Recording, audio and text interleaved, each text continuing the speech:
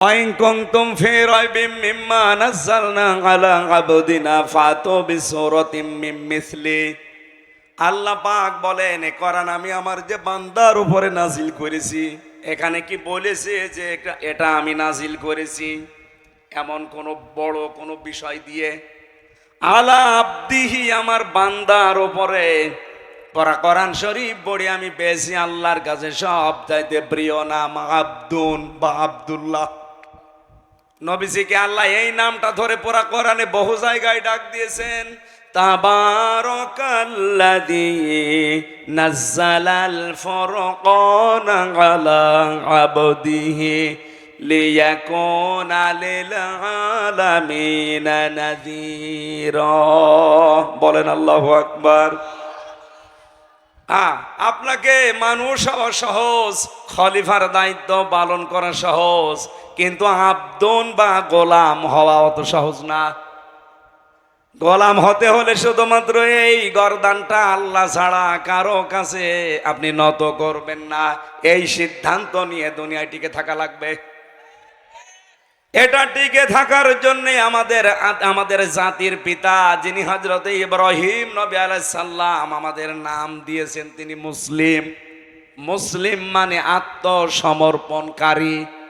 আমরা যার তার সামনে আত্মসমর্পণ করি না।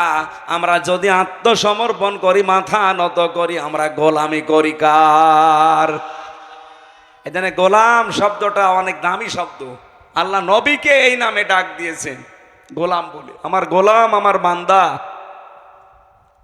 সুতরাং আমাদের তিনটা পরিচয়ের ভেতরে আমরা মানুষ হিসাবে, যেহেতু অন্য ধর্মের মানুষও এখানে থাকতে পারেন, আপনাদেরকে আমরা ওয়েলকাম জানাচ্ছি। এটা শুধুমাত্র মুসলমানদের জন্য অনুষ্ঠান না। তাফসীরুল কোরআন মাহফিল যেই লিখেছেন সেটা মানুষ হিসাবে যারা পদবাচ্য বিবেচিত সবার জন্য। সুতরাং অন্য ধর্মের কেউ আসলে আপনি আসেন, কোরআনে কারিম শোনার পরে আপনারা নিরাপদে আপনাদের বাড়িতে পৌঁছান, এটা কোরআনের দায়িত্ব।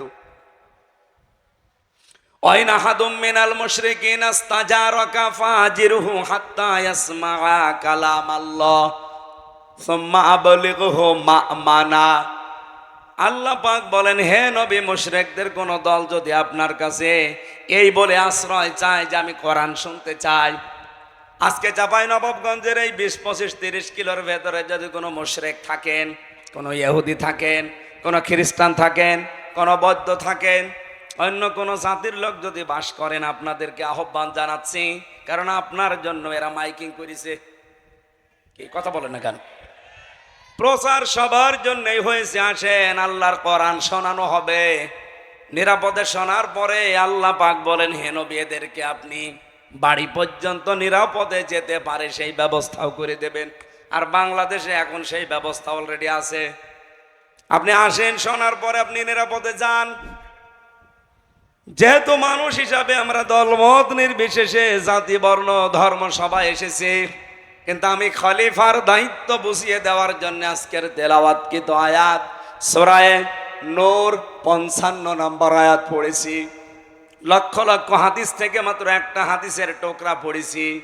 এর পরের অংশে আরো কিছু কথা আছে, আমি হাদিসটার হালকা ব্যাখ্যা করার পরে তাফসিরে চলে যেতে চাই। আন আবি হুরায়রা রাদিয়াল্লাহু তাআলা আনহু قال قال النبي সাল্লাল্লাহু আলাইহি ওয়াসাল্লাম, হযরত আবু হুরায়রা বর্ণনা করেন, বিশ্বনবী জানিয়েছেন, ইয়াকালু লি সাহিবিল কোরআন, কিয়ামতের দিন সাহেবে কোরআন যারা, সাহেব কোরআন কারা? এই যে আজ যারা কোরআনে কারিমের সাথে সম্পৃক্ত হওয়ার জন্য বসে আছেন, আপনারা সাহেবে কোরআন, কোরআন শোনার জন্য, জানার জন্য, বোঝার জন্য যারা চেষ্টা চালাচ্ছেন। এত দামি হয়ে গেছি আজকে আমরা কোরআনের কারণে। এই যে কোরআন শরীফ এই টেবিলের উপরে আছে, আমার মনে হয় চরম পর্যায়ের বিয়াদব ছাড়া কেউ এই টেবিলে এখন আর পাও দেবে না। দেবে? কিয়ামতের দিনে সাহেবে কোরআন যারা, নবীজি বলেন, আল্লাহ নিজে বলবেন, ইকরা, পড়ো, ওয়ার তাকি, উপরে ওঠো, অরত্তিল, কিভাবে পড়বা? তার তিলের সাথে পড়ো, কামা কুনতা তুরাত্তিলু ফিদ দুনিয়া, যেভাবে দুনিয়ায় পড়তে। ও চাপাইবাসী, এটা রেকর্ড হচ্ছে, সারা বাংলাদেশের মানুষকে আমি জানাতে চাই, কোরআনে কারিম যদি কিয়ামতের দিন পড়ে পড়ে উপরে উঠতে চান, তার মানে ৬,৬৬৬টা আয়াত আমরা অনেকেই জানি, এটা প্রসিদ্ধ। ৬,২৩৬টা আয়াত এটা বিশুদ্ধ। যেটাই ধরেন সেটাই ঠিক আছে। কিয়ামতের দিন যদি এততলা বিল্ডিং এর উপরে থাকতে চান, আপনি দুনিয়াতে কোরআন পড়বেন ওইভাবে। কিভাবে? আল্লাহর নবী দিয়েছেন রত্তিল। পড়া কোরআনে আপনি 3টা শব্দ পাবেন কোরআন পড়ার ব্যাপারে: করা, অরতালা আর তালাওয়া। 3টা শব্দের ব্যাখ্যা করতে গিয়ে আমি পেয়েছি 4টা অর্থ। কোন মানুষ যদি কোরআন পড়তে চায়, সে যেন শুদ্ধ করে পড়ে তার তিলের সাথে। ওয়ারাত্তিলিল কোরআনা তারতিলা। আমি আশা করবো আজকে থেকে সিদ্ধান্ত নিয়ে যাবেন, এই রমজান আসার আগে আপনি তার তিলের সাথে শুদ্ধ করে কোরআন পড়া শিখবেন। এই দাবি আমি করতে পারি কিনা বলেন তো? যারা যারা পারেন না তারা হাত তোলেন। লিল্লাহে তাকবীর। ও, বাকি তো সবাই পারে, আলহামদুলিল্লাহ। চাঁপাইনবাবগঞ্জ এটা মুসলমানদের, আমার মনে হয় এটা আতুর ঘর। বাংলাদেশে আমরা যে সমস্ত জেলাকে মুসলমানদের ঘর বাড়ি বলে মনে করি, তার ভেতরে সাতক্ষীরা, চাঁপাইনবাবগঞ্জ, চট্টগ্রাম। চাঁপাইনবাবগঞ্জ 2 নম্বরে আছেন আপনারা। অত্যাচার, জুলুম, নির্যাতন সহ্য করেছেন সাতক্ষীরার পরে আপনারা। ইতিহাস হয়ে থাকবে ইনশাআল্লাহ। তাহলে এই দাবি আপনারা আশা করছি রমজান আসার আগে পূরণ করবেন। 2 নম্বরে, কোরআনে কারিম শুধু পড়লে হবে না, তার তিলের সাথে পড়ার 4টা যে শর্ত বলছে, এটা আমি বানিয়ে বলছি না, ইবনে মাসউদ থেকে বর্ণিত। নবীজি জানিয়েছেন, কোরআনে কারিমকে কেউ যদি হক আদায় করে পড়তে চায়, আল্লাযীনা আতাইনাহুমুল কিতাবা ইয়াতলুনাহু হাক্কা তিলাওয়াতি।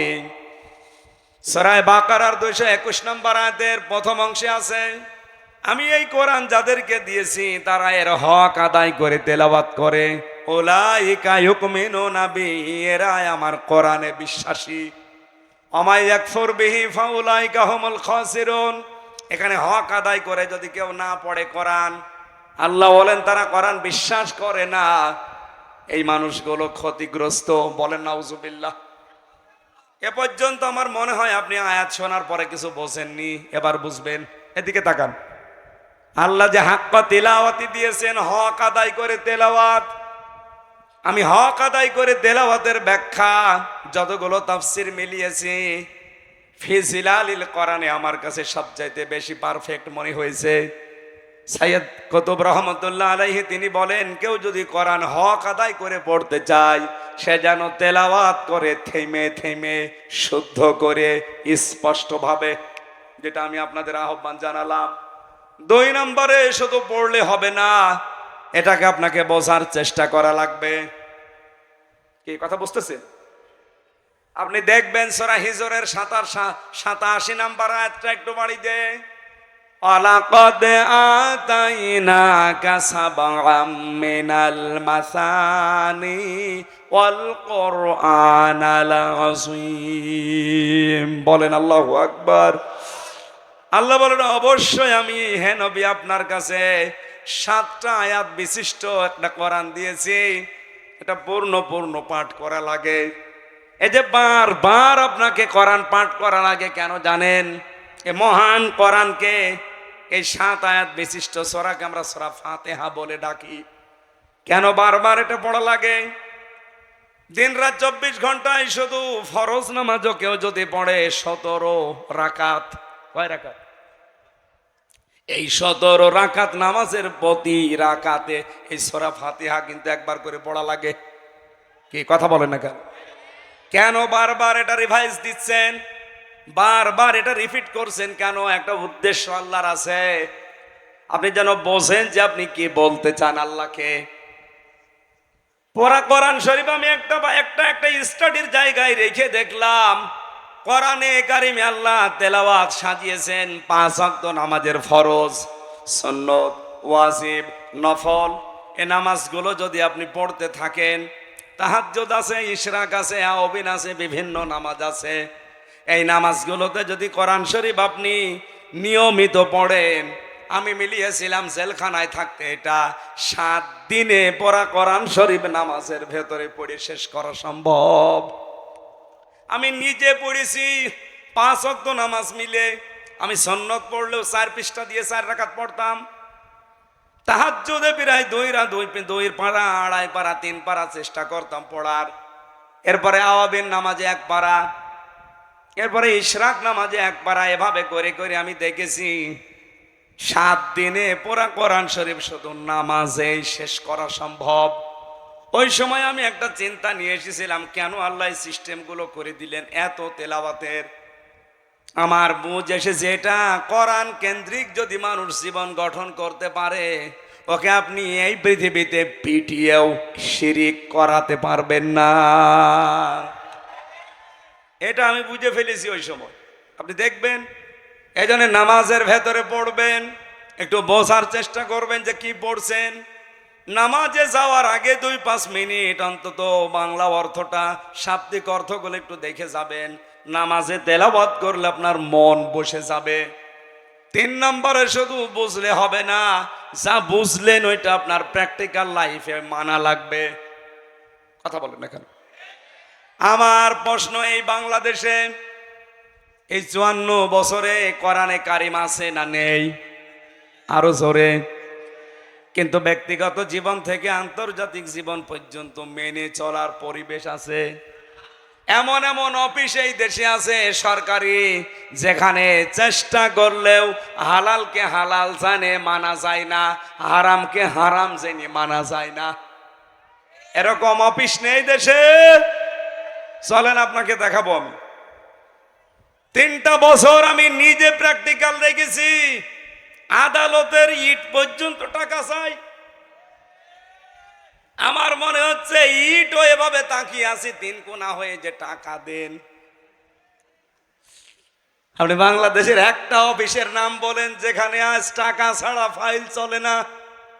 ফাইল চলেই না, টাকা দেবেন ফাইলের মনে হয় হাত পা বেড়ে যায়। ঘোষ যদি এখন অনেকাংশে বন্ধ হয়েছে, কিন্তু 100% বন্ধ এখনো হয়নি। এটা 100% বন্ধ কিয়ামতের আগে সম্ভব না, যতদিন আল্লাহর কোরআন এই দেশে কায়েম না হবে। সাইয়েদ কুতুব এইটাই বোঝাতে চেয়েছেন। তাহলে 3 নাম্বার শর্ত বলছিলাম আপনাকে, এটা মানতে হবে। আর মানার জন্য আমরা এবার চেষ্টা চালাচ্ছি পরিবেশ তৈরি করার। কথা বলছেন না কেন? চাঁপাইনবাবগঞ্জের এই 11 নম্বর ওয়ার্ড থেকে শুরু করে সংসদ পর্যন্ত এমন ভাবে এবার কোরআন দিয়ে আমরা সাজাতে চাই যেন কোরআনে 11 নম্বর ওয়ার্ড থেকে সংসদ পর্যন্ত মানা যায়। চাঁপাইবাসে 4 নাম্বারটা বলছিলাম, এই পৃথিবীর ময়দানে কোরআন যেন মানুষ মানতে পারে সেই ব্যবস্থা করে দিতে হবে। এই 4টা বিষয় যারা মেনে চলে তারা কোরআন হক আদায় করে পড়ে। আল্লাহর ভাষায় এরাই মাত্র কোরআনে বিশ্বাসী। এবার আপনি নিজের সাথে আয়াতটা মিলান, বাংলাদেশে কোরআনে বিশ্বাসী মানুষ কেমন পাবেন? আজ কত মানুষ কোরআনের রেফারেন্স দেয় সংসদে দাঁড়িয়ে, অথচ এই 4টার একটাও মানে না। আমি নিজে তাকে প্রমাণ করব। আসেন, আপনি যদি আমার সামনে শুদ্ধ করে কোরআনে কারিমের একটা সূরা পড়তে পারেন, আপনাকে আমি মিষ্টি খাওয়াবো। অথচ রেফারেন্স দিচ্ছে কোরআনের, মনে হচ্ছে আল্লামা হয়ে গেছে। স্বামী আর স্ত্রী বানিয়েছে কোন মিস্ত্রি? 1 নাম্বার তো পেলাম না। 2 নাম্বারে কোরআনে কারিম বুঝবে, শুধু আয়াত পড়ে লাকুম দীনুকুম ওয়ালিয়া দিন, লা ইকরাহা ফিদ্দিন। অথচ আয়াতের বাংলা অর্থও যদি সঠিকভাবে বলতে পারে, আমি মিষ্টি খাওয়াবো। বাংলাটাও পারে না। একটা আয়াতের কমপক্ষে আমি 33টা করে অর্থ পেয়েছি, আমার এই মোবাইলে আছে। কয়টা বলতে পারবেন আপনি? লা ইকরাহা ফিদ্দিন, দিনের ব্যাপারে বাড়াবাড়ি নেই। লাকুম দীনুকুম ওয়ালিয়া দিন, তোমার ধর্ম তোমার, আমার ধর্ম আমার। এটা কি বুঝেছেন আপনি? 33টা অর্থ করা লাগবে এক একটা আয়াতের। আপনি আন্দাজে একটা আয়াত পড়ে বাংলা অর্থ জানা নেই, আগা নেই, মাথা নেই বলে দিলেন। কোন আয়াত থেকে রেফারেন্স দিতে হলে কমপক্ষে উসুলে তাফসিরের মূল নীতি হচ্ছে তার আগের আয়াত পরের আয়াতের সাথে সম্পর্ক আগে বলা লাগে। যারা আলেম আছে জিজ্ঞাসা করেন তো, উসুলে তাফসিরের মূল নীতি 15টা, এর 9 নাম্বার নীতি হচ্ছে আগের আয়াত পরের আয়াতের সাথে রিলেটেড কি আছে এটা আপনাকে আগে জানা লাগবে। আপনি কোন কারণে লাকুম দীনুকুম ওয়ালিয়া দিন ফতোয়া দিতে যান? এদেশে বহু মানুষ এই ফতোয়া দিতে গিয়ে ধরা খেয়েছে। হাসিনাও একবার বলেছিল লাকুম দীনুকুম ওয়ালিয়া দিন, রাহুল বুখারী। এটা বলে না, আয়াত পড়ছে কোরআনের, দলিল দিয়েছে বুখারীর। 3 নাম্বারটাও নেই, আপনি মেনেও চলেন না। আপনার 3.5 হাত বডির ভেতরে ইসলাম নেই। এক কথা বলেন না কেন?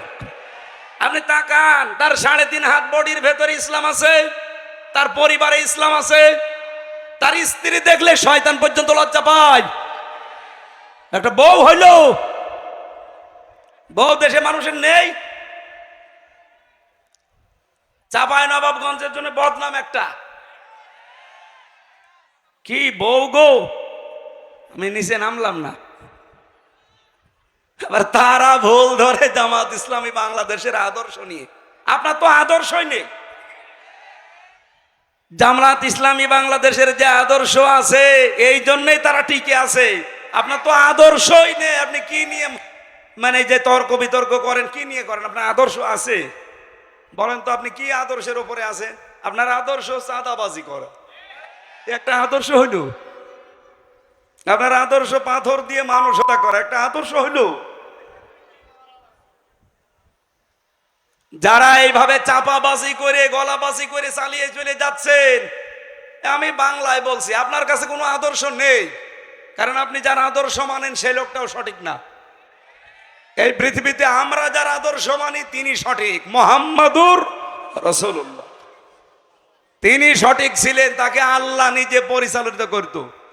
তাছাড়া বাংলাদেশে আর যাদের আদর্শ আপনারা কেউ মেনে চলে আবার বুক ফুলিয়ে বলেন আমি অমকের সৈনিক, আপনারও নেতাই তো ঠিক নেই। তার যে 70 বছরের জীবন, এই গ্যারান্টি কেউ দিতে পারবে যে জীবনে কোনোদিন জেনা করিনি, কোনোদিন জীবনে একটা মিথ্যা কথা বলিনি? এক কথা বলেন না কেন? তা আমরা যারা আদর্শ প্রচার করি, কায়েম করতে চাই, গ্যারান্টি আমরা দিতে পারি ওয়া ইন্নাকা লাআলা খুলুকিন আযীম। এমন মহান চরিত্র আল্লাহ তাকে দিয়েছে, কিয়ামত পর্যন্ত কোল কিনারা করে পাবেন না যে কি আদর্শ তার ভেতরে আল্লাহ দিয়েছিল। আযীম শব্দ আল্লাহ কাউকে দেয়নি, মুহাম্মদ রাসূলুল্লাহকে দিয়েছে। আর এক জায়গায় দিয়েছেন আল কোরআন আল আযীম। ওই যে কিছুক্ষণ আগে সূরা হিজরের 87 নাম্বার আয়াত পড়লাম। কোরআনকে আল্লাহ আযীম বলেছেন, আর মুহাম্মদ রাসূলুল্লাহর আদর্শকে আল্লাহ আযীম বলেছেন। সুবহানাল্লাহ বলতে পারেন নাই? এজন্য এই চাপাবাজি গলাবাজি বাদ দেন। আমরা চাপাবাজি করছি, গলাবাজি করছি, আমাদের একটা আদর্শ আছে। আর আপনারা যারা এগুলো করেন একটারও কোনো আদর্শ নেই। আপনার যা ভালো লাগে করতে পারেন। আপনার রাগ হবে আমি জানি, আপনার রাগ দেখার জন্য আমি আসি না, আমি সঠিকটা তুলে ধরলাম। যারা এই কথাগুলো আমাদের উপরে দোষ চাপিয়ে দিতে চান উল্টা পাল্টা, পেছনের দিকে আর যেতে চাই না, এখন আমরা এই দেশকে সামনের দিকে নিয়ে যেতে চাই। 4 নাম্বারটাও আপনারা চেষ্টা করেন না, কিন্তু আমরা চেষ্টা করছি। আমরা চাই নিজে শুধু মানব না, মানুষ যেন মানতে পারে সেই ব্যবস্থা করে দিতে চাই। কামা কুনতা তুরাত্তিলু ফিদ দুনিয়া, এইভাবে করে আমরা যেহেতু পড়ছি, কিয়ামতের দিন আমরা এই হক আদায় করে পড়তে পারবো। অরাত্তিল অরতাকি, পড়বো আর উপরে উঠতে থাকবো। ফাইন্না মানসিলাকা ইনদা আখিরি আয়াতিন তাকরাউহা, নবীজি বলেন পড়তে পড়তে যেখানে পড়া শেষ হয়ে যাবে ওই জায়গায় আল্লাহ তোমার স্থান দেবে। জোরে বলেন সুবহানাল্লাহ। এই হাদিসটা আমি সহ যারা এসেছি প্রত্যেকের জীবনে আল্লাহ যেন মানার তৌফিক দেন। সূরা নূর 55 নম্বর আয়াত। এখানে 64টা আয়াত আছে, মাত্র একটা আয়াত পড়েছি। আমার আলোচনার বিষয়, আমরা যে আল্লাহর খলিফা, এই খেলাফতের দায়িত্ব পালন করতে হলে কি কি শর্ত মানা লাগবে সেইগুলো। আল্লাহ রাব্বুল আলামিন ইরশাদ করছেন, ওয়া'দাল্লাহুল্লাযীনা আমানু মিনকুম ওয়া আমিলুস সলিহাত, তোমাদের ভেতরে যারা ঈমান আনে এবং আমলে সালেহ করে, এই দুইটা কন্ডিশন যারা মেনে চলতে পারে আল্লাহ তাদের সাথে ওয়াদা করছেন। আমার প্রশ্ন হচ্ছে, আল্লাহ পাক এখানে ওয়াদা দিয়েছেন, ওয়াদা করছে না করেছে? এটা মাঝি অতীতের শব্দ, আল্লাহ ওয়াদা করে ফেলেছেন। আমার প্রশ্ন, বলেন তো আল্লাহর ওয়াদা যখন থেকে তিনি করলেন ওই দিন থেকে আজকের দিন পর্যন্ত মিথ্যা হয়েছে? আরো জোরে বলেন। মিথ্যা হয়নি, তার প্রমাণ কি? আল্লাহ পাক বলেন, কামাস্তাখলাফাল্লাযীনা মিন ক্বাবলিহিম লা ইস্তাখলিফান্নাহুম ফিল আরদ লামে তাকিদ নুনে সাকিলা, অবশ্যই আমি আল্লাহ তাদেরকে জমিনের খেলাফতি, শাসন ক্ষমতা, জমিনের কর্তৃত্ব, নেতৃত্ব দান করব, যেমন তাদের পূর্বপুরুষদেরকে আমি আল্লাহ দিয়েছিলাম। আল্লাহর ওয়াদা যে সত্য, এর প্রমাণ এইটাই। এর আগে যারাই দুনিয়া থেকে ঈমান আর আমলের পরীক্ষায় উত্তীর্ণ হতে পেরেছে, একটা মানুষকে আমার আল্লাহ তার এই ওয়াদা থেকে বঞ্চিত করেন নাই। প্রতিটি মানুষদেরকে আমার আল্লাহ ওয়াদা দেখিয়েছেন। যারা ঈমানের উপরে টিকেছিল, ঈমান আনলেই শুধু হয় না, ঈমান টিকিয়ে রাখতে হয়। এখানে বহু মানুষ বসে আছেন, যদি জিজ্ঞাসা করি নামাজ ভেঙে যায় কয়টা কারণে বলেন তো, বলে 7 কারণে। কথা বলেন না কেন? যদি এখন বলা হয় যে রোজা ভেঙে যায় কয় কারণে বলেন তো, হয়তো 10টা কারণ বলবেন। কোন মানুষকে যদি জিজ্ঞাসা করি, এখানে যারা একটু জাননেওয়ালা, যে হজ ভেঙে যায় কয় কারণে, যদি ওর লেখাপড়া করা থাকে বলতে পারবে যে হজ এই কয় কারণে ভেঙে যায়। আমার মনে হচ্ছে এখানে একটা বিষয় 100 জনের প্রায় 90 জন পারবে না। যদি এখন বলা হয় যে ঈমান ভেঙে যায় কয় কারণে, 100 জনের 90 জনই ফেল করবে। এই কথা বলেন না কেন? অথচ খেলাফতের এই দায়িত্ব দেওয়ার জন্য প্রথম শর্ত ঈমান। আপনার ঈমান থাকলেই হবে না, ঈমান আবার ভেঙে যায়, নষ্ট হয়ে যায়। ঈমান যেন টিকে থাকে, সেই জন্য ঈমান ভাঙার কারণগুলো জানা লাগবে। আমি একটা একটা করে হাদিস থেকে বলছি, মিলিয়ে নেন আপনার ভেতরে পাওয়া যায় কিনা। 1 নম্বরে, ইবাদতে আল্লাহর সঙ্গে যদি কাউকে শিরিক করেন, আপনার ঈমান ভেঙে যাবে। সূরা মায়েদার 72 নম্বর আয়াতে আছে দলিলটা, সূরা নিসার 48 নম্বর আছে। 2 নম্বরে, আল্লাহ ও বান্দার মধ্যে কাউকে মধ্যস্থকারী কেউ যদি মনে করে, তাহলে তার ঈমান ভেঙে যাবে। এটা সূরা ইউনূসের 18 নম্বর আয়াতে আছে। কাফেরকে কেউ যদি কাফের মনে না করে, তার ঈমান ভেঙে যাবে। সূরা আলে ইমরানের 28 নম্বর আয়াতে আছে। মুসলমানদের বিরুদ্ধে মুশরিকদের সমর্থন এবং সহযোগিতা করা, যেটাই বাংলাদেশে এখন একটু বেশি হচ্ছে। অনেকেই শেয়ার পাওয়ার জন্য ঈমানের ধার ধারছেন না, দাদারা যা বলছে ও তাই করছে। আমি নাম না নিয়ে বললাম, আপনি দেখেন, এটার সহযোগিতা করলে আপনার ঈমান ভেঙে যাবে। সূরা মায়েদার 51 নম্বর আয়াতে আছে, সূরা তাওবার 23 নম্বর আয়াতে আছে। জাদু শিক্ষা করা এবং শেখানো, আপনার ঈমান ভেঙে যাবে। সূরা বাকারার 102 নম্বর আয়াতে আছে। দিনের কোন বিধানকে নিয়ে যদি কেউ ঠাট্টা বিদ্রুপ মস্কারা করে, তার ঈমান ভেঙে যাবে। সূরা তাওবার 65-66 নম্বর আয়াতে আছে। দিন ইসলাম থেকে কেউ যদি মুখ ফিরিয়ে অন্য দিনের দিকে একটু মুখ ঘুরিয়ে নেয়, এটা সূরা সাজদার 22 নম্বর আয়াতে আছে। কাউকে দিন শরীয়তের ঊর্ধ্বে যদি কেউ মনে করে, তার ঈমান ভেঙে যায়। সূরা মায়েদার 3 নম্বর আয়াতে আছে। রাসূলুল্লাহর ফয়সালার তুলনায় অন্য কারো ফয়সালাকে কেউ যদি উত্তম মনে করে, এটা সূরা নিসার 65 নম্বর আয়াতে আছে। মুহাম্মদুর রাসূলুল্লাহর আনিত বিধানকে কেউ যদি অপছন্দ করে, এটা আছে সূরা মুহাম্মদের 9 নম্বর আয়াতে এবং সূরা নিসার 65 নম্বর আয়াতে।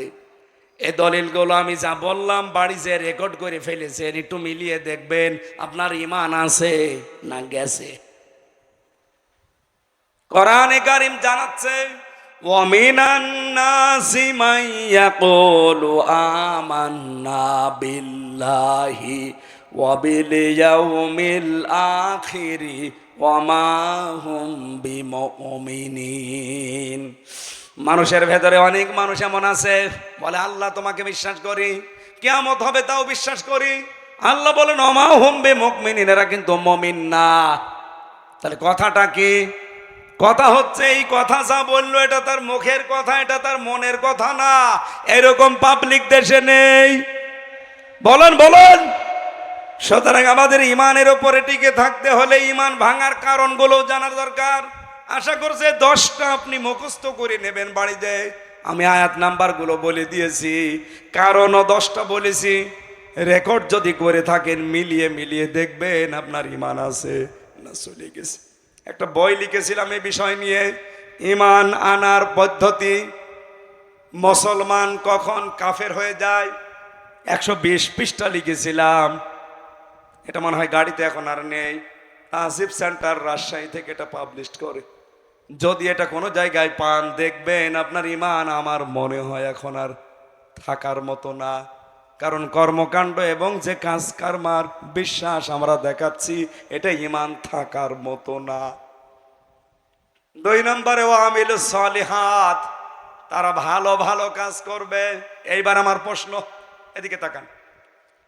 যতগুলো ডিকশনারি আমি পড়েছি দেখেছি, এখানে আলেম যারা আছে কেউ কি বলতে পারবেন যে সলেহ মানে শুধুমাত্র নেক সৎ? এখন আধুনিক ব্যাখ্যাগুলো বের হচ্ছে, আপনি দেখেন সলেহ মানে যোগ্য। মানে কি? যোগ্য। যারা ঈমান আনার পরে যারা যোগ্য হবে, যারা নিজেদেরকে যোগ্যতা সম্পন্ন করে গড়ে তুলবে তাকওয়ার ভিত্তিতে, এই মানুষগুলোর সাথে আমার আল্লাহর ওয়াদা হচ্ছে জমিনের শাসন ক্ষমতা আল্লাহ তাদেরকে দেবে। আয়াতটা পড়ার পরে আমি মিলিয়েছি, বাংলাদেশ জামাত ইসলামীতে এই মানুষগুলো এখন তৈরি হয়ে গেছে। আপনি রাগ করলেও এটা সঠিক কথা। আপনি দেখেন ইউনিয়ন থেকে 11 নম্বর ওয়ার্ড কাউন্সিল থেকে শুরু করে সংসদ পর্যন্ত, এমনকি আন্তর্জাতিক লেভেল পর্যন্ত চালাতে যত যোগ্যতা সম্পন্ন, সৎ এবং সততা সম্পন্ন মানুষ দরকার, সব সেক্টরে জামাত ইসলামীর আছে। এই জন্য আমেরিকার মতো খ্রিস্টান রাষ্ট্র তারা আজ বলতে বাধ্য হচ্ছে যে বাংলাদেশ জামাত ইসলামীকে এই দেশে আমরা 5 কারণে ক্ষমতায় দেখতে চাই। 5টা কারণে। তার 1 নাম্বার কারণ, তারা যত মানুষ দায়িত্বে আছে সবগুলো তারা সৎ, ভদ্র এবং যোগ্য। 3টা কথা তারা লিখেছে, সৎ, ভদ্র এবং যোগ্য। তাদের সাথে কথা বলা যায়। এদেশে তো 73টা দল আছে, কই কোন দলের নাম তো বললো না। আরো 4টা আছে, আমি বাদ দিলাম।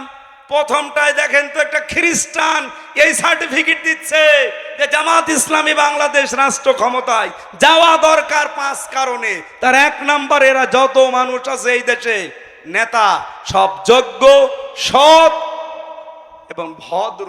সুবহানাল্লাহ বলতে পারেন না? 1500 বছর আগে নবীজিকে আবু জেহেল যেমন বলেছিল আল আমিন আস সাদিক, আমার মনে হচ্ছে এই খ্রিস্টানরা এখন এই দেশের একামতে দিনের কর্মীদেরকে সেই সার্টিফিকেট দিচ্ছে।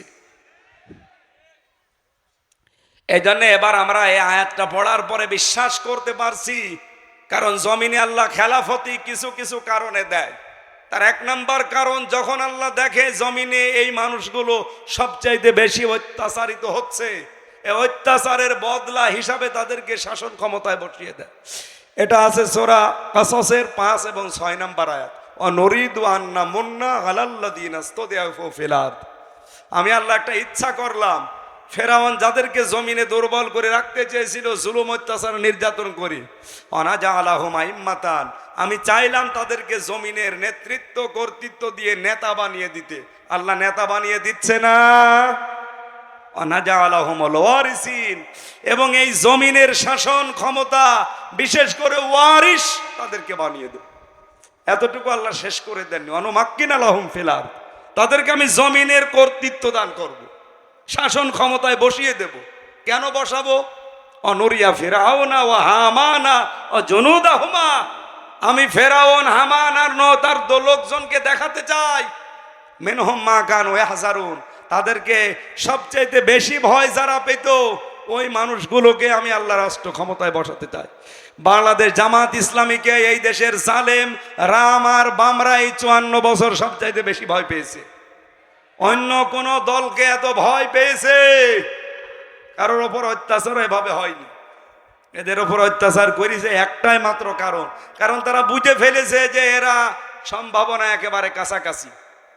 এই জন্য আমাদের উচিত হচ্ছে এই আয়াতটার কিছু আবেগ আছে। রব্বুল আলামিন বলেন এর প্রথম আবেগ কি? আমি আল্লাহ কি করবো জানো? ওয়ালা ইউবাদদিলান্নাহুম ওয়ালা ইউমাক্কিনান্নাহুম দীনাহুমুল্লাযী ইরতাদালাহুম।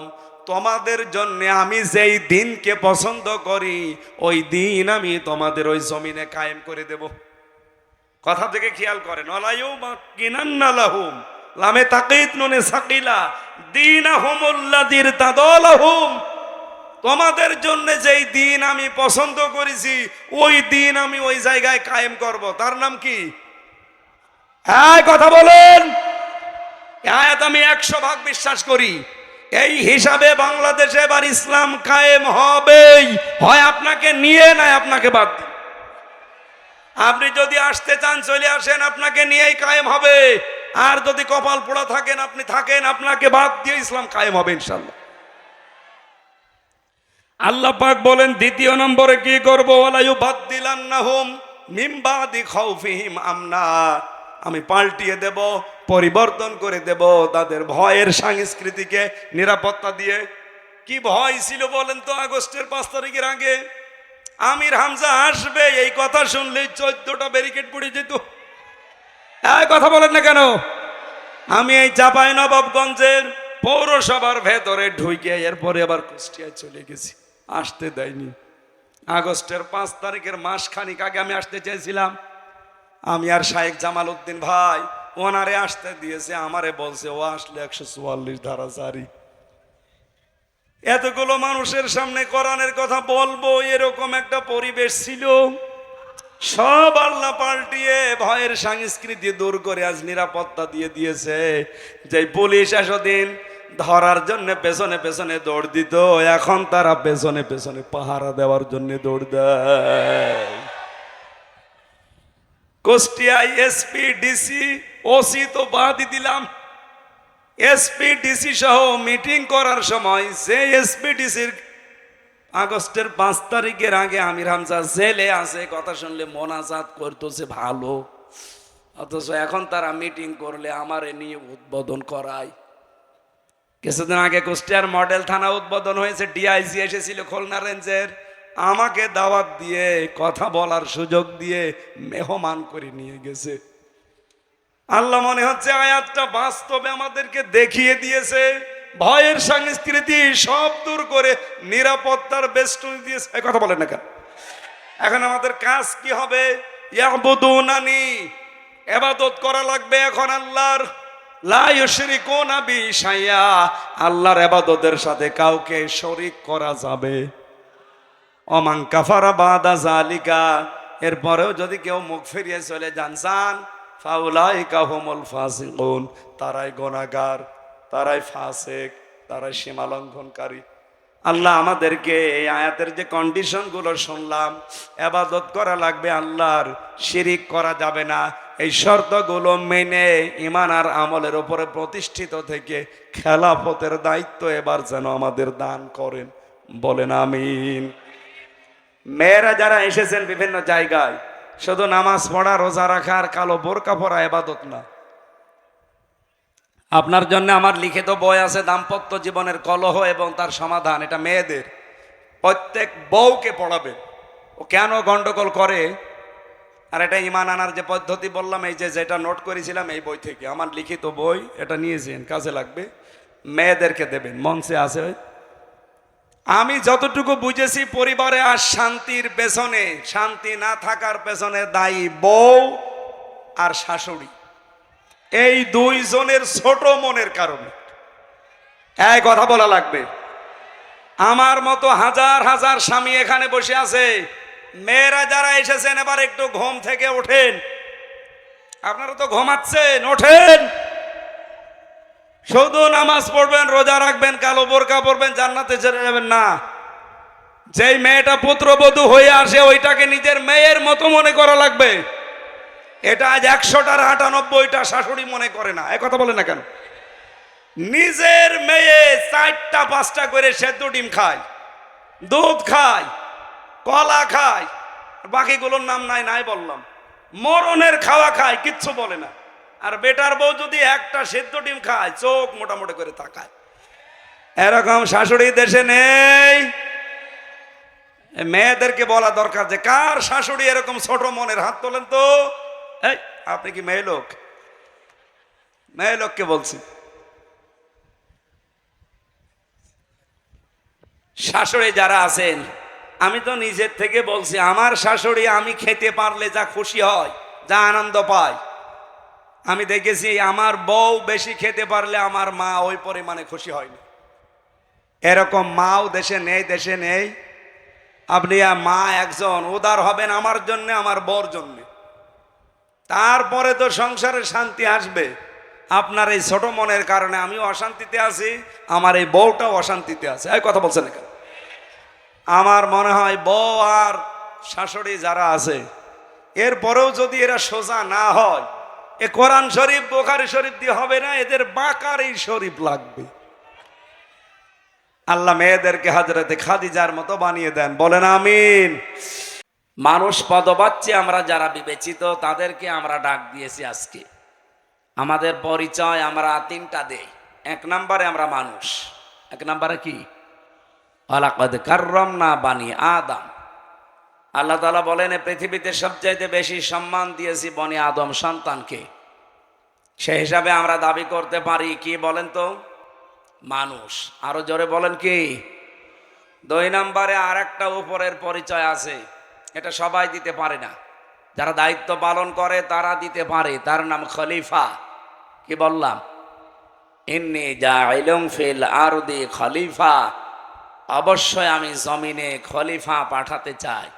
আল্লাহ তাআলা ফেরেশতাদেরকে বলেছিলেন ইন্নী জাইলুন ফিল মাদারিসি খলিফা। কি জবাব দিলেন না? অনেকে বলেছিলেন যে আমি মাদ্রাসায় খলিফা পাঠাবো। আজ যারা শুধু মাদ্রাসার খলিফা হয়ে বসে আছে, ইন্নী জাইলুন ফিল খানকা খলিফা, আমি খানকায় খলিফা পাঠাবো বলেছিলেন। আজ যারা খানকা কেন্দ্রিক, দরবার কেন্দ্রিক, সিলসিলা কেন্দ্রিক শুধু বসে আছেন খলিফা হয়ে, বলে আমি অমক পীরের খলিফা। আপনি তো দাবি করবেন আমি আল্লাহর খলিফা, কিসের পীরের খলিফা? আপনি, আপনাকে পাঠিয়েছেন আল্লাহ তার নিজের খলিফা করে মাদ্রাসায়, খানকায়, মসজিদে, দরবারে। কোথায়? ফিল আরদি, জমিনে। আল্লাহর খলিফা আমরা যারা দাবি করি আজ জমিনে আমরা তো নেই। আমরা কেউ খানকায়, কেউ মসজিদে, কেউ মাদ্রাসায়, কেউ দরবারে, এগুলো নিয়ে দখল করে বসে আছি। জালেমরা জমিন ফাঁকা পেয়েছে, 180 মাইল বেগে চালাচ্ছে। এবার আর চালাতে দেওয়া হবে না। কথা বলেন না কেন? এবার আর চালাতে দেওয়া হবে না। এবার চালাতে চাইলে আমাদের ওপর দিয়ে চালাতে হবে, কারণ এখন আমরা জমিনে আছি। এতদিন জমিনে হয়তো থাকতে দেননি, আর কিছু মানুষ যদি জমিনে থাকার পরিবেশ ছিল তারা শুধু ওই কেন্দ্রিক কেন্দ্রিক কেন্দ্রিক ছিল। কোন কেন্দ্রিক বুঝেছেন? এরাই শুধু 4 দেওয়ালের মাঝে এইটাকেই মনে করেছে এইটাই দুনিয়া। আমি তো নিজে কওমি মাদ্রাসায় পড়েছি, হাফেজি মাদ্রাসায় পড়ে দেখেছি। যখন পড়তাম আমার মনে হইতো যে এইটাই মনে হয় পৃথিবী, এর বাইরে আর কিছু নেই। আমার কওমি মাদ্রাসা যেহেতু একটু বড় ছিল তো মনে করতাম যে এর বাইরে মনে হয় আর পৃথিবী তার কিছু নেই। বাইরে যখন বিশ্ববিদ্যালয়ে আসলাম তখন দেখি ও আল্লাহ, ও তো কিছুই না। এরপরে যখন বাইরের দেশে গেলাম মালয়েশিয়াতে, ওই জায়গায় যে দেখি এই যে বাংলাদেশে যে বিশ্ববিদ্যালয় বলা হয় ওর কাছে এগুলো সব মানে বাচ্চা। আমি যেখানে পড়েছি কুষ্টিয়া ইসলামিক বিশ্ববিদ্যালয়, মালয়েশিয়া ইসলামিক বিশ্ববিদ্যালয়, ওইটা ইন্টারন্যাশনাল, ওইটার কাছে এইটা বাচ্চাও না। ওটার কমপক্ষে 15 ভাগের 1 ভাগও হবে না। এত ছোট জায়গায়, অথচ এখানে পড়ার পরে মনে হতো ওরে বাবা কি জায়গায় আসলাম। আমার মনে হয় এই দেশে, আমি এটা বললাম এই কারণে, এই দেশে যারা এই চার দেওয়ালের মাঝখানে লেখাপড়া করা মানুষ, এদের সর্বোচ্চ চাহিদা যে একটা মসজিদ আর একটা মাদ্রাসা পেলেই হবে। এই কারণে তারা দুনিয়া আখেরাত ওইভাবে না বোঝার কারণে, তাদের ওস্তাদগণের এবং তাদের সিলেবাসের দোষের কারণে তারা ফতোয়াবাজি এখন করছে একামতে দিনের বিরুদ্ধে। আমি কথা বোঝাতে পেরেছি কিনা জানি না। আপনি দেখেন এত বড় বড় দাড়ি নিয়ে নিজেরা তো দিন কায়েম করার চেষ্টা করেই না, আরো যারা করার পর্যায়ে চলে এসেছে তাদের এখন বিরুদ্ধে এই 54 বছর আগের ফতোয়া আরম্ভ করেছে। বিভিন্ন দরবার থেকে এখন ফতোয়া আসতেছে যে বাংলাদেশে একামতে দিন যারা কায়েম করতে চায়, এই 80 বছরে তাদের অর্জন কি? তাদের অর্জন নাকি কিছুই নেই। আপনি কিছুই দেখতে পান না। আপনি নিজে স্টেজে উঠে বলেন যে আমি কোনো রাজনীতি করি না, আপনার এই কথা বলা যায় হয় কি করে? বিশ্বনবী মুহাম্মদ রাসূলুল্লাহর নবুয়ত পাওয়ার পর থেকে ইন্তেকাল, এই 23 বছরের 1 সেকেন্ডও আপনি বাদ দিতে পারবেন না। এক কথা বলেন না কেন? নবীজি এই বিশাল জীবনে রাজনীতি না করলে উনি রাষ্ট্রপ্রধান হলেন কি করে? আর আপনি গা বাঁচানোর জন্য বলেন যে আমি কিন্তু কোনো দল করি না, রাজনীতি করি না। পিটিয়ে সোজা করা দরকার শয়তানকে। বলে জামাত ইসলামী বাংলাদেশের কোনো অবদানে 80 বছরে আমরা দেখি না। আপনি কি দেখবেন? এই 80 বছরে তারা যা করেছে, আপনাকে এরকম 50টা 80 বছর দিলেও কিচ্ছু পারবেন না দরবার নিয়ে। আপনি তো আছেন আপনার শুধু ব্যবসা নিয়ে। 20,000 মরিদ থাকলে প্রতি মাসে মাসে 1 টাকা করে দিলে 20,000 টাকা। এক কথা বলেন না কেন? আল্লামা সাইদি রহমতুল্লাহ আলাইহে উনি যে মাঝে মাঝে ভণ্ড বীরদেরকে মুখোশ খুলে দিতেন, এমনি না।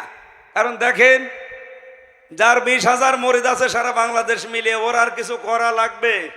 ও মরণ পর্যন্ত শুধু বসে খেয়ে চলে যাবে। অথচ ওরে দরবারের খলিফা করে আল্লাহ পাঠায়নি মসজিদে মাদ্রাসার জন্য, না, ওরে আল্লাহ পাঠিয়েছিলেন জমিনে। আজ আমরা জমিনে থাকতে চাই না, এই জন্যই তো জালেমদের এত গাত্রদাহ শুরু হয়েছে। আমির হামজা এতদিন জমিনে ছিল না, ছিল বিভিন্ন জায়গায়। একটা কথা আমার পক্ষে বিপক্ষে কেউ বলে না, নিশ্চুপ ছিল। কিন্তু যখনই জামাত ইসলামী বাংলাদেশ আমাকে নমিনি বানিয়েছে কুষ্টিয়া সদরের জন্য, এই যে রাম আর বামপাড়া, বিশেষ করে জালেম যারা এখন নতুন যুক্ত হয়েছে, তাদের সাথে মুনাফিকেরা। ইমাম আবু হানিফা রহমতুল্লাহ আলাইহি, আমি একটা ঘটনা পড়ছিলাম ওনার জীবনে, আর একটা পড়েছিলাম হাসান বসরি রহমতুল্লাহ আলাইহি। উনি একজনের কাছে একটা মরিদ বা সাগরেদ দিয়ে একটা মিষ্টি পাঠিয়েছে। লোকটা বলছে কিসের মিষ্টি? আপনি ওনার নামে কালকে বদনাম করছিলেন, গেবত করছিলেন। আর গেবত বা বদনাম করলে কি হয় আপনি কি জানেন? আপনার জীবনের নেকিগুলো সব তার আমল নামায় চলে গেছে, আর তার গোনা যা ছিল সব আপনার আমল নামায়।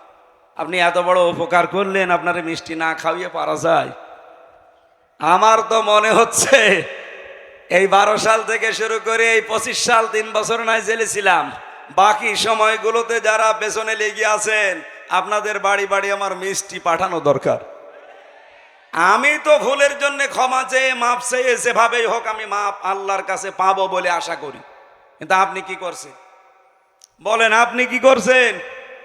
আপনি নিঝুম মজুমদারের বিরুদ্ধে কথা বলেন না, ডক্টর জাফর ইকবালের বিরুদ্ধে কথা বলেন না, শেখ হাসিনার বিরুদ্ধে আপনি কথা বলেন না। আপনি কথা বলেন আমির হামজা, মাওলানা মিজানুর রহমান আজহারি, তারেক মনোয়ারের বিরুদ্ধে না? এই সমস্ত মানুষগুলোর অবদান আপনি অস্বীকার করেন। আপনি কি করেছেন ইসলামের জন্য? আপনি জমিনে কয়দিন ছিলেন বলেন তো? আমার মাজা ভেঙ্গে দিয়েছে শুধুমাত্র নবীজির আদর্শ মানার কারণে, ইসলাম মানার কারণে। আপনি কয়দিন এই কষ্ট সহ্য করেছেন বলেন? আমার মাজায় দড়ি টাঙিয়ে 11 ঘন্টা টাঙিয়ে রেখেছিল জালেমরা, 11 ঘন্টা। আমি ইশারায় নামাজ পড়েছি। পেশাব পায়খানার জন্য মাত্র 2 বার 2 মিনিট করে ছুটি দিয়েছিল। বলেন তো, মাথা নিচের দিকে পা উপরের দিকে 11 ঘন্টা এভাবে থাকা আপনি কয়দিন থেকেছেন? আমার মাথার চুল থেকে পায়ের তালু পর্যন্ত 1 ইঞ্চি জায়গা বাকি নেই যেখানে ওরা টর্চার করে না। আর আপনি ফতোয়াবাজি করেন দরবারে বসে বসে না? আপনার পেট আর জহব্বা ছাড়া কি আছে কি? কিছু কিছু পীর এই দেশে আছে না, যারা জামাত ইসলামীর অবদানকে দেখতে পায় না। এদের দেখবেন শুধু পেট আর জহব্বা, এই দুইটা বাদ দেবেন কিচ্ছু পাবেন না। এত বড় বড় পেট হয়, মহিলারা দেখে লজ্জা পায়। কি গো, সন্তান হয় আমাদের আর পেট হয় এর? কি ভড়ি, আখেরি ভড়ি। আমি দ্বিতীয় পরিচয় বলছিলাম, আমরা আল্লাহর কি খলিফা। কি বলেন তো, এবার কি খেলাফতের দায়িত্ব পালন করা যাবে? আমার আজকের আলোচনার বিষয় এই খেলাফতের শর্ত কি কি, এগুলো যদি পূরণ করতে পারি, এই শর্তের উপরে টিকে থাকতে পারলে আল্লাহ তার ওয়াদা এবার ঠিক পালন করবে ইনশাআল্লাহ। 3 নম্বরে আমাদের আরেকটা পরিচয় আছে, সর্বোচ্চ পরিচয়। কি বলেন তো, আমরা আল্লাহর গোলাম। এটা অনেকেই বলতে চায় না, বলে আমি অমুক পীরের গোলাম। ওর কোন জায়গায় মারবেন বলেন তো?